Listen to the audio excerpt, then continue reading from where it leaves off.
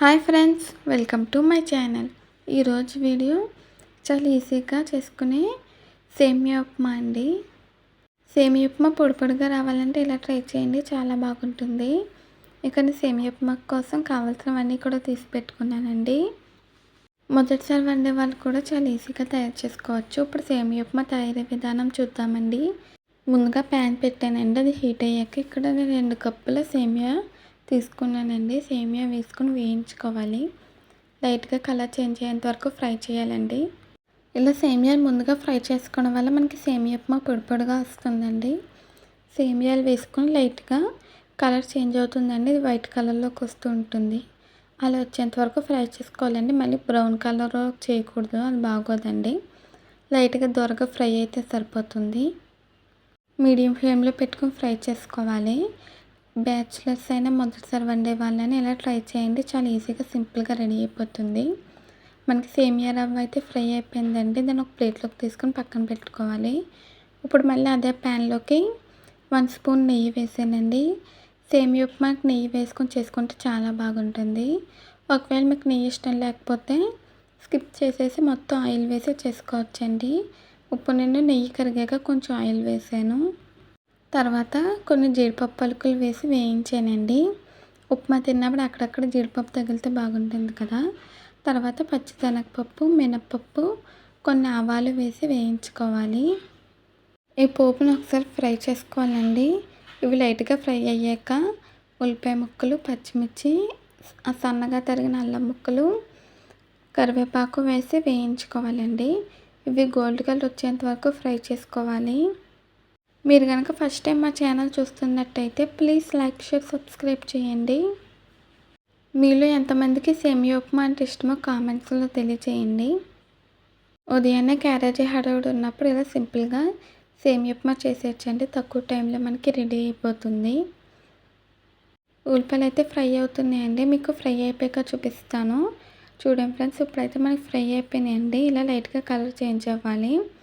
తర్వాత 1 కప్పు సేమియాకి 2 కప్పుల వాటర్ వేసుకోవాలండి. ఇదండి కొలతలు.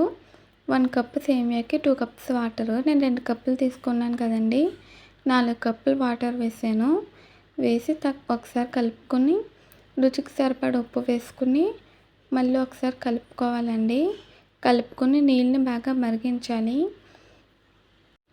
మూత పెట్టేసి మీడియం ఫ్లేమ్లో పెట్టి నీళ్ళని మరిగించాలండి. ఇలా సేమియా ఉప్మా చేసి పెట్టండి. సేమియా ఉప్మాని ఇష్టపడని వాళ్ళు కూడా చాలా ఇష్టంగా తింటారు. ఇప్పుడైతే మనకి నీళ్ళు బాయిల్ అవుతున్నాయండి, ఇలా మరగాలి. ఇంకొంచెం మరగాలండి, అందుకే నేను మళ్ళీ మూత పెట్టాను. ఇప్పుడైతే మనకి మరిగిపోయిందండి, మూత తీసాను. ఇలా మరగాలి మనకి. ఉల్లిపాయ నొక్కి చూస్తే కొంచెం సాఫ్ట్గా ఇరగాలండి. అలా చెక్ చేసుకోండి. అలా ఇరిగితే మనకి అది మరిగిపోయినట్టు. తర్వాత సేమియా రవ్వ వేసుకొని కలుపుకోవాలండి. సేమియా వేసుకుని బాగా కలుపుకోవాలి, ఉండలు లేకుండా కలుపుకొని మూత పెట్టేసి సిమ్లో పెట్టి ఉడికించాలండి. తర్వాత మధ్య మధ్యలో మూత తీసి కలుపుకుంటూ ఉండాలి. నేను ఇప్పుడైతే ఒకసారి మూత తీసి చూపిస్తున్నానండి. మనకి ఒక 70% ఉడికిపోయింది, ఇంకా 30% ఉడకాలండి. ఇప్పుడు ఒకసారి కలుపుకొని మళ్ళీ మూత పెట్టి ఉడికించుకోవాలి. ఇప్పుడు మూత తీసానండి, మనకి ఆల్మోస్ట్ అయితే రెడీ అయిపోయింది. ఉప్మా అయితే ఉడికిపోయిందండి. ఇప్పుడు మనకు ఒక 2 నిమిషాల పాటు కూడా మూత తీసేసి అలా కలుపుకోవాలి. మరి ఎక్కువగా కలపకూడదండి, లైట్గా కలుపుకోవాలి. మనకి ఉప్మాకి లైట్గా ఆయిల్ రావాలండి పైకి. తర్వాత మనకి ఇది కొంచెం షైనింగ్ వస్తుంది. అలా షైనింగ్ వచ్చి ఆయిల్ వస్తే మనకి రెడీ అయిపోయినట్టండి సేమియా ఉప్మా. చూడండి ఫ్రెండ్స్, ఇప్పుడు మనకి లైట్గా ఆయిల్ వచ్చి షైనింగ్ వచ్చిందండి. నెయ్యి వేసాం కదా, మంచి స్మెల్ వస్తుంది. చూస్తుంటేనే నోరు ఊరిపోతుందండి, చాలా బాగా వచ్చింది సేమియా ఉప్మా.